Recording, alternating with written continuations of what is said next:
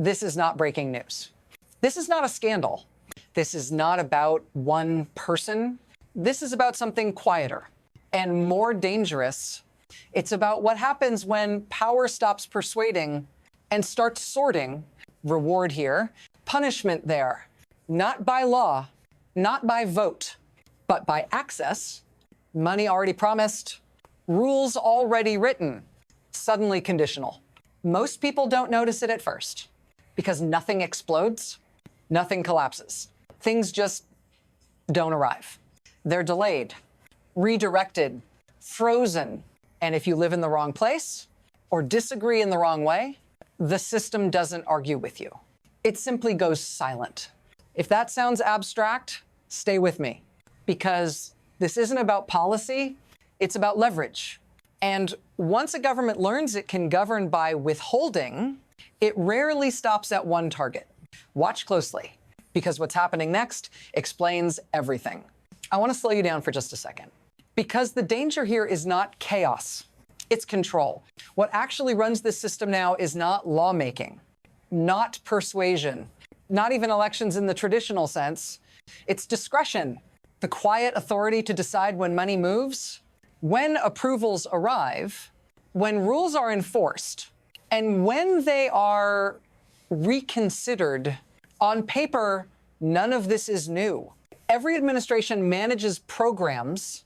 Every executive branch interprets statutes. But something has shifted. The center of gravity has moved away from Congress and toward the people who decide how and when the law is applied. Not openly, incrementally. The result is a system where compliance matters more than legality, where alignment matters more than eligibility. And that creates a new incentive structure, not just for states, not just for institutions, but for everyone downstream, because once access becomes conditional, neutral governance disappears. And that's where the real change begins. Stay with me. There was a time when federal money moved slowly, predictably, boring by design. States planned years ahead. Institutions relied on formulas, not favor. If you qualified, you received. Politics happened somewhere else. That separation is gone now.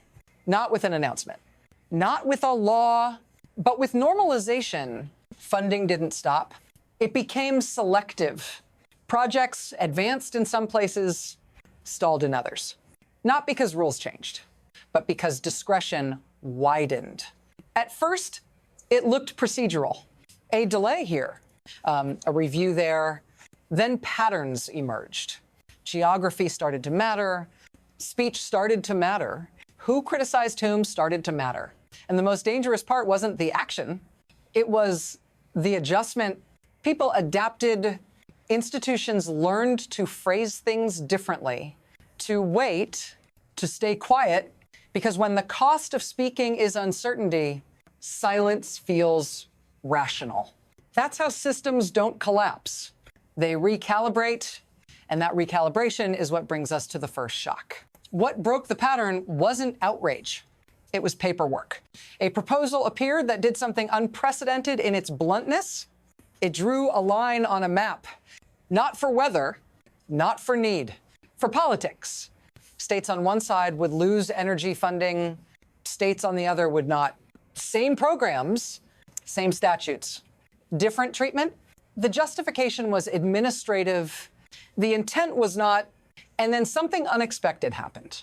Not protests, not negotiations.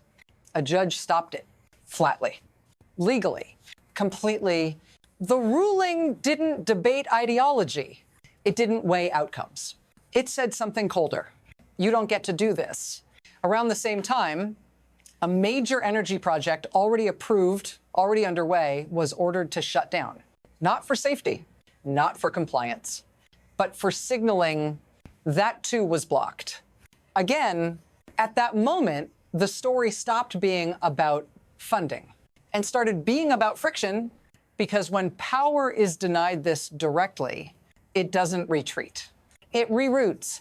And what comes next is quieter and harder to stop If you're still with me, you need to see how what makes this system work isn't the headline decision. It's the plumbing. Federal money doesn't move in one clean motion. It passes through agencies, through timelines, through approvals that are technically optional. That's where the leverage lives. Because you don't have to cancel a program to change its effect. You just have to slow it down, add a review, ask for clarification, pause for compliance. On paper, everyone is treated the same. In practice, some waits are longer than others. The benefit flows upward. Executives gain pressure without fingerprints. Allies are rewarded with efficiency. Opponents absorb friction. And the damage doesn't look political. It looks administrative. Projects miss deadlines. Organizations burn cash waiting. States reshuffle budgets to cover gaps. No announcement is required. No order needs to be signed. Which is why court victories matter less than they appear. Because a judge can block a cut, but they can't restore time, or trust, or momentum. And once the system learns this workaround, it doesn't need to win in court. It just needs to keep moving. And that brings us to the next escalation. Then the pace changed. Not slowly. Suddenly, grants were pulled back after criticism, not rewritten, not rescored, just canceled. Election money became conditional, not on security, on obedience. Childcare funds paused, billions, sitting still while needs kept moving. Health costs spiked, premiums doubled, then tripled. Science budgets were targeted next. Deep cuts proposed, not because research failed, but because it spoke. Each move alone looked survivable, manageable, temporary. Together, they formed a pattern. Pressure everywhere, all at once, on states, on institutions, on anyone not aligned. Courts intervened again and again, calling it illegal, calling it retaliation. But here's the problem. Every block came after damage, after uncertainty. After behavior had already changed, that's the acceleration point. When power stops caring whether it wins and starts caring whether it wears you down, because exhaustion is a form of compliance. And once governance runs on fatigue, the system doesn't break loudly. It erodes. And you're already inside that erosion. This is where it reaches you.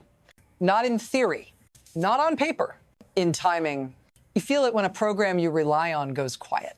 When a grant-backed service disappears without explanation, when childcare costs spike and no one can tell you why now, you're told it's temporary, under review, procedural.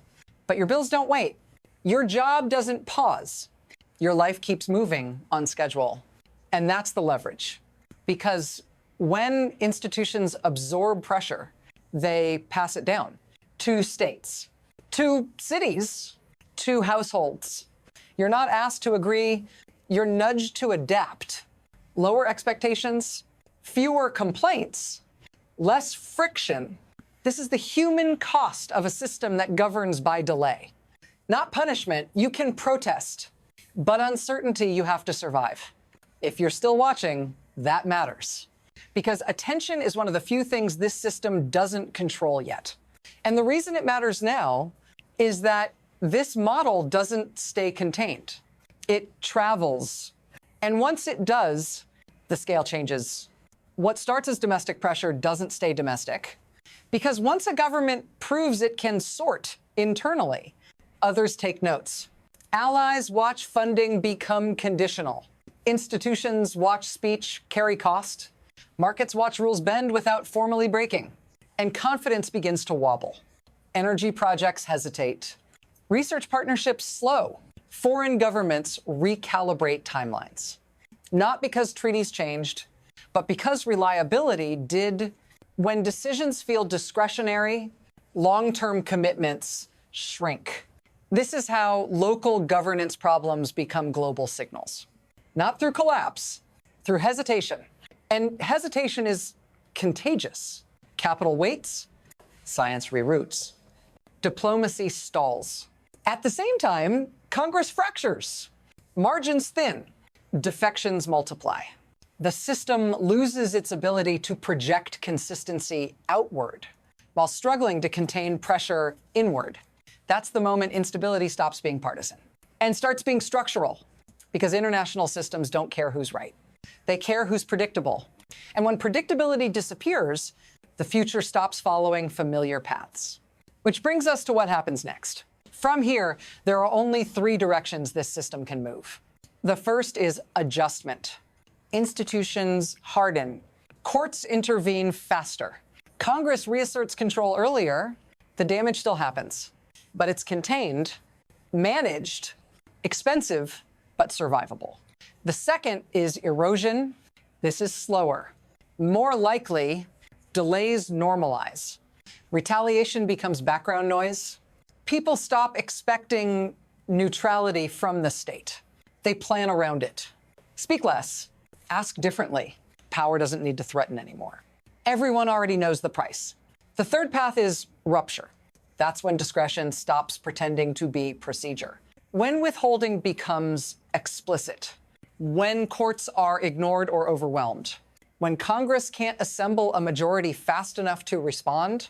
None of these paths announce themselves. They overlap. They blur. And the danger isn't choosing the wrong one. It's sliding into one without ever admitting that a choice was made. Because systems don't fail when they're attacked. They fail when adaptation replaces accountability. And right now, adaptation is winning. Which leaves one final question. Not about politics, about time. How long can a system run on friction before something finally gives? This is the part where stories usually end with reassurance, with balance, with faith in the system. I'm not going to do that because nothing here has been resolved. It's only been contained. Courts have slowed things down. Congress has pushed back in pieces. But the underlying lesson remains intact. Withholding works. Delay works. Pressure leaves fewer fingerprints than force. And systems learn from what works. The question now isn't whether this model will be used again. It's where and how openly, because once retaliation becomes a governing tool, every future decision carries a shadow cost. Not written, not voted on, but felt. If you're still here, don't look away now. This story doesn't end with this video. It continues in the next decision that doesn't arrive, the next rule that pauses, the next silence that feels intentional. Watch for the friction, track the delays, notice who absorbs the cost, because the most dangerous changes are the ones that teach us to live with less, without ever telling us why. And once that becomes normal, the system doesn't need to break. It only needs you to stop noticing. Stay with this.